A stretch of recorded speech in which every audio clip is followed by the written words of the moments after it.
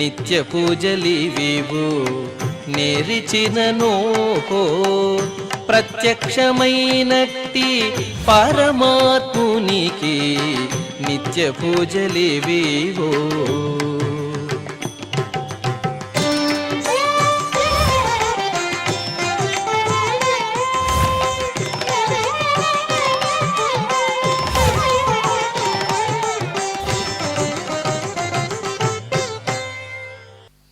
ఓం నమో వెంకటేశాయ.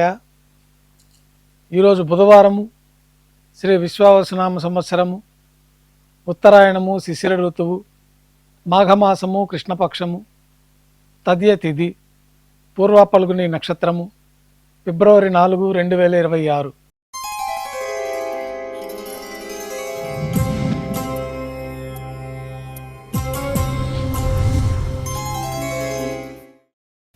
ప్రాతకాల నైవేద్యాల్లో భాగంగా అన్నప్రసాదాలు, పన్యారాలు నైవేద్యంగా సమర్పించి సాతుమర పూర్తయిన తర్వాత భక్తులని సర్వదర్శనానికి అనుమతిస్తారు.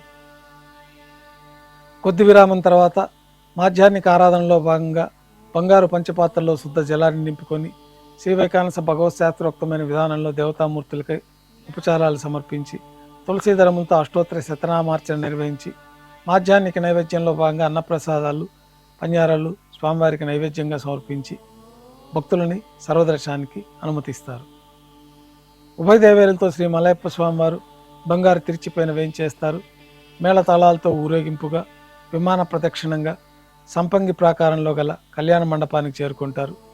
కళ్యాణోత్సవం ప్రారంభమవుతుంది. పుణ్యాహవాచనము, అంకురార్పణ, రక్షాబంధనము, అగ్ని ప్రతిష్ట, స్వామివారికి అమ్మవార్లకి మధుపర్కాలు, కళ్యాణం పట్టు వస్త్రాల సమర్పణ, మహాసంకల్ప పఠనము, మాంగళ్యాల ఆరాధన, మాంగళ్యాల పూజ పూర్తయిన తర్వాత స్వామివారి తరఫున అమ్మవార్లకి మాంగళ్యాల సమర్పణ.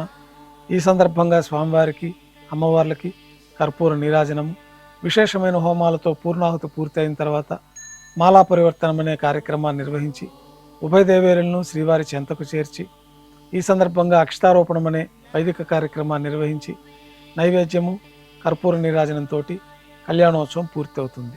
కళ్యాణోత్సవ భక్తుల దర్శనం అనంతరం ఉభయ దేవేలతో శ్రీ మలయప్ప స్వామివారు ధ్వజస్తంభం వద్ద గల అద్దాల మండపానికి చేరుకుంటారు.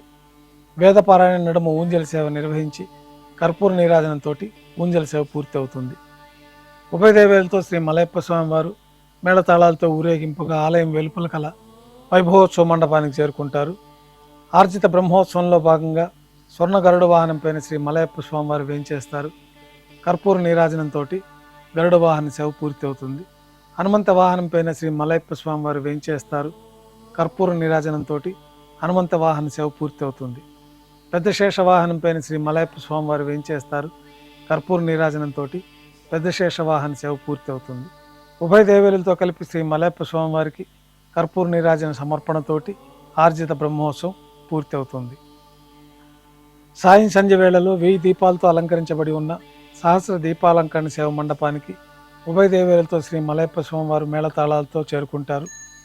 వేదం, గానం, నాదం నడుమ సహస్ర దీపాలంకరణ సేవ జరిపి నక్షత్ర నీరాజనము, కర్పూర నీరాజన సమర్పణతోటి దీపాలంకరణ సేవ పూర్తి చేసుకొని 4 తిరువీధుల ఉత్సవం జరుపుకొని ఆలయంలో వేయించేస్తారు. ఆలయంలో నైవేద్యం పూర్తయిన తర్వాత గర్భాలయంలో వేయించేస్తారు. వెంటనే రాత్రి తోమాల సేవ ప్రారంభమవుతుంది.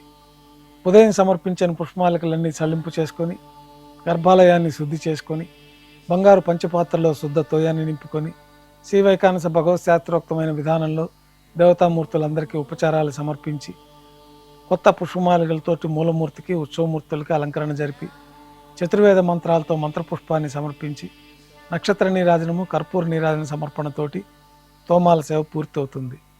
తులసీ దళములతో అష్టోత్తర శతనామార్చన నిర్వహించిన తర్వాత రాత్రి నైవేద్యంలో భాగంగా అన్నప్రసాదాలు, పన్యారాలు, దోశ, ఘంటానాథం మధ్య శ్రీవారికి నైవేద్యంగా సమర్పించి తిరువీస నైవేద్యం పూర్తయిన తర్వాత భక్తులని సర్వదర్శనానికి అనుమతిస్తారు. కొద్ది విరామం తర్వాత ఏకాంత సేవలో భాగంగా రాత్రి సమర్పించిన పుష్పమాలికలన్నీ సల్లింపు చేసుకొని గర్భాలయాన్ని శుద్ధి చేసుకొని బంగారు పంచపాత్రలో బ్రహ్మ తిరువారాధన కోసమైన ప్రత్యేకమైన తీర్థాన్ని సమర్పించి ఏకాంత సేవలో భాగంగా కౌతుక బేరమైన శ్రీ భోగ శ్రీనివాసమూర్తి వారిని బంగారు పట్టు పాన్పు పైన వేంచేపు చేసుకొని ఈ సందర్భంగా దారోష్ణమైన గోక్షీరము, జీడిపప్పు, ద్రాక్ష, బాదం పప్పు, కలకండ కలిపిన మిశ్రమం, పండ్లు నైవేద్యంగా సమర్పించి కర్పూర నీరాజనంతో ఏకాంత సేవ పూర్తవుతుంది. ఓం నమో వెంకటేశాయ.